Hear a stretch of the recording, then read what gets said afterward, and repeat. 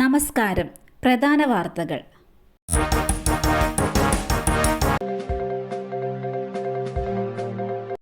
കാട്ടാക്കടയിൽ CPM ഓഫീസിന് നേരെ ആക്രമണം.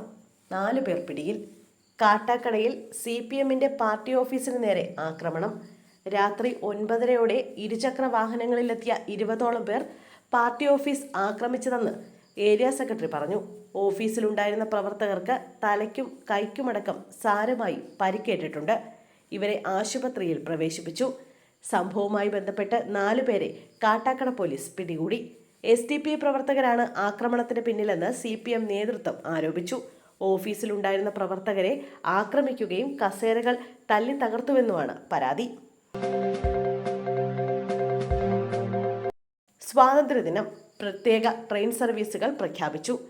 സ്വാതന്ത്ര്യദിന അവധിയിലെ തിരക്ക് പരിഗണിച്ച് പ്രത്യേക ട്രെയിൻ സർവീസുകൾ പ്രഖ്യാപിച്ച് ദക്ഷിണ റെയിൽവേ. മംഗളൂരുവിൽ നിന്ന് കൊച്ചുവേളിയിലേക്കും തിരിച്ചുമാണ് പ്രത്യേക സർവീസുകൾ അനുവദിക്കുക. ഓഗസ്റ്റ് 17 രാത്രി 7:30 മംഗളൂരുവിൽ നിന്ന് പുറപ്പെടുന്ന ട്രെയിൻ പിറ്റേന്ന് രാവിലെ തിരുവനന്തപുരത്തെ കൊച്ചുവേളിയിലെത്തും. ഓഗസ്റ്റ് 18 വൈകിട്ട് 6:40 കൊച്ചുവേളിയിൽ നിന്ന് മംഗളൂരുവിലേക്ക് തിരിച്ചും ഈ ട്രെയിൻ സർവീസ് ഉണ്ടാകും. 14 സ്ലീപ്പർ കോച്ചുകളും 3 ജനറൽ കമ്പാർട്ട്മെന്റുകളുമാണ് അനുവദിച്ചത്. വ്യാഴാഴ്ചത്തെ സ്വാതന്ത്ര്യദിന അവധിക്ക് ശേഷം വാരാന്ത്യത്തിൽ തിരുവനന്തപുരത്തേക്കും മലബാറിലേക്കും പോകാനിരിക്കുന്ന യാത്രക്കാർക്ക് സർവീസ് സഹായമാകും. KSRTC ബസ്സിൽ വനിതാ കണ്ടക്ടർക്ക് നേരെ ലൈംഗിക അതിക്രമം.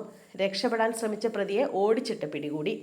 പത്തനംതിട്ടയിൽ KSRTC ബസ്സിൽ വനിതാ കണ്ടക്ടർക്ക് നേരെ ലൈംഗിക അതിക്രമം. അപമര്യാദയായി പെരുമാറിയ ഇലന്തൂർ പൂക്കോട് സ്വദേശി കോശിയെ പോലീസ് കസ്റ്റഡിയിലെടുത്തു. പത്തനംതിട്ടയിൽ നിന്നും ചെങ്ങന്നൂരിലേക്ക് പോയ KSRTC ബസ്സിൽ ഉച്ചയ്ക്കായിരുന്നു സംഭവം നടന്നത്. യാത്രക്കാർ ചോദ്യം ചെയ്തതോടെ ഇയാൾ ഓടുന്ന ബസ്സിൽ നിന്ന് ചാടിയിറങ്ങി. ഓടി രക്ഷപ്പെടാൻ ശ്രമിച്ച പ്രതിയെ പിന്തുടർന്ന് പിടികൂടുകയായിരുന്നു. കണ്ടക്ടർ ഇതുവരെ പരാതി നൽകിയിട്ടില്ല. പരാതി കിട്ടിയതിന് ശേഷം മാത്രമേ പോലീസ് പ്രതിയുടെ അറസ്റ്റ് രേഖപ്പെടുത്തൂ. ഉപസംവരണം. സംസ്ഥാനത്ത് ഓഗസ്റ്റ് 21 ഹർത്താൽ ആഹ്വാനം. പട്ടികജാതി പട്ടികവർഗ സംവരണം സംബന്ധിച്ച സുപ്രീംകോടതി വിധിയിൽ പ്രതിഷേധിച്ച് സംസ്ഥാനത്ത് ഓഗസ്റ്റ് 21 ഹർത്താൽ ആഹ്വാനം. ആദിവാസി ദളിത് സംഘടനകളാണ് ഹർത്താലിന് ആഹ്വാനം ചെയ്തത്. വയനാടിനെ ഹർത്താലിൽ നിന്ന് തന്നെ ഒഴിവാക്കിയിട്ടുണ്ട്. വിവിധ ആദിവാസി ദളിത് സംഘടനകൾ സംയുക്തമായി നൽകിയ പ്രസ്താവനയിലാണ് ഇക്കാര്യം വ്യക്തമാക്കിയത്. പട്ടിക വിഭാഗ സംവരണത്തിൽ ഉപസംവരണത്തിന് അനുമതി നൽകിയ സുപ്രീംകോടതി വിധി പട്ടികജാതിക്കാർക്കിടയിൽ ഭിന്നത സൃഷ്ടിക്കാൻ ലക്ഷ്യമിട്ടാണെന്ന് പ്രസ്താവനയിൽ പറയുന്നു. പട്ടിക വിഭാഗങ്ങൾക്കിടയിൽ മേൽത്തട്ട് വിഭജനം കൊണ്ടുവരികയാണ് ഇതിലൂടെ ലക്ഷ്യമിടുന്നത്. സുപ്രീം കോടതി വിധി മറികടക്കാൻ പാർലമെന്റ് നിയമം പാസാക്കണമെന്ന് സംഘടനകൾ ആവശ്യപ്പെട്ടു. സഹാറ ഗ്രൂപ്പിന് 2 കോടി രൂപ പിഴ. തുക വയനാട് ദുരിതാശ്വാസ നിധിയിലേക്ക് നൽകാൻ സുപ്രീം കോടതി. വയനാട്ടിലെ ഉരുൾപൊട്ടൽ ദുരന്ത പുനരധിവാസത്തിനായി 2 കോടി രൂപ നൽകാൻ സഹാറ ഗ്രൂപ്പിനോട് സുപ്രീം കോടതിയുടെ നിർദ്ദേശം. ഉപഭോക്തൃ കേസിലെ കോടതി വിധി പാലിക്കാത്തതിനുള്ള പിഴത്തുകയാണ് ദുരിതാശ്വാസ നിധിയിലേക്ക് നൽകാൻ ഉത്തരവായത്. തുക മുഖ്യമന്ത്രിയുടെ ദുരിതാശ്വാസ നിധിയിലേക്ക് നൽകണമെന്ന് ജസ്റ്റിസുമാരായ ഹിമ കോഹ്ലിയും സന്ദീപ് മേത്തയും അടങ്ങുന്ന ബെഞ്ച് നിർദ്ദേശിച്ചു. സഹാറ ഗ്രൂപ്പ് നിർമ്മിച്ച വീട് വാങ്ങിയവരുമായുള്ള കേസിൽ ഏതാനും ഉപഭോക്താക്കൾക്ക് ഫ്ളാറ്റ് നൽകാൻ കോടതി കഴിഞ്ഞ വർഷം ഉത്തരവിട്ടിരുന്നു.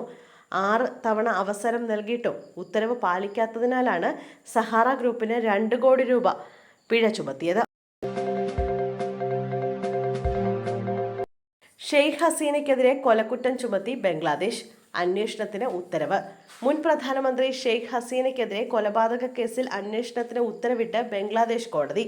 ഹസീനയ്ക്ക് പുറമെ ഹസീന ഭരണകാലത്തെ 6 ഉന്നത ഉദ്യോഗസ്ഥർക്കെതിരെയും അന്വേഷണം പ്രഖ്യാപിച്ചിട്ടുണ്ട്.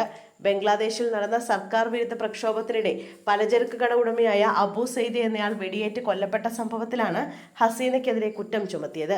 ഷെയ്ഖ് ഹസീനയെ കൂടാതെ അവാമി ലീഗ് ജനറൽ സെക്രട്ടറി ഉബൈദുൽ ഖാദർ, മുൻ ആഭ്യന്തരമന്ത്രി അസദ് ഉസ്മാൻ ഖാൻ കമൽ, മുൻ police inspector general Chowdhury Abdullah Al Mamun എന്നിവർ ഉൾപ്പെടെ 6 പേരും കേസിൽ പ്രതികളാണ്. ഹസീന ബംഗ്ലാദേശ് വിട്ടതിനു ശേഷം അവരുടെ പേരിൽ ചുമത്തുന്ന ആദ്യത്തെ കേസാണിത്. ചൂരൽമല മുണ്ടക്കൈ മേഖലകളിൽ കനത്ത മഴ. താൽക്കാലിക നടപ്പാലം തകർന്നു. ഉരുൾപൊട്ടൽ ദുരന്തമുണ്ടായ ചൂരൽമല മുണ്ടക്കൈ മേഖലകളിൽ ശക്തമായ മഴ. ഇരുകരകളെയും ബന്ധിപ്പിക്കാനായി നിർമ്മിച്ച താൽക്കാലിക നടപ്പാലം മഴയിലും കുത്തൊഴുക്കിലും തകർന്നു. കണ്ണാടിപ്പുഴയിൽ ഇപ്പോഴും ശക്തമായ കുത്തൊഴുക്കാണ്. ഇന്നുച്ചയ്ക്ക് 2 മണിക്ക് ശേഷമാണ് പ്രദേശത്ത് മഴ കനത്തത്.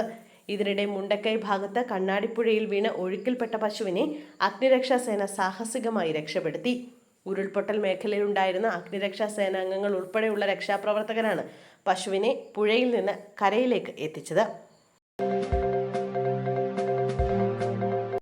ഇനി ശനിയാഴ്ചകളിൽ സ്കൂളിൽ പോകേണ്ട ഉത്തരവ് മരവിപ്പിച്ചു. ശനിയാഴ്ചകളിൽ സ്കൂളുകൾക്ക് പ്രവൃത്തി ദിനമാക്കിയ തീരുമാനം മരവിപ്പിച്ചു.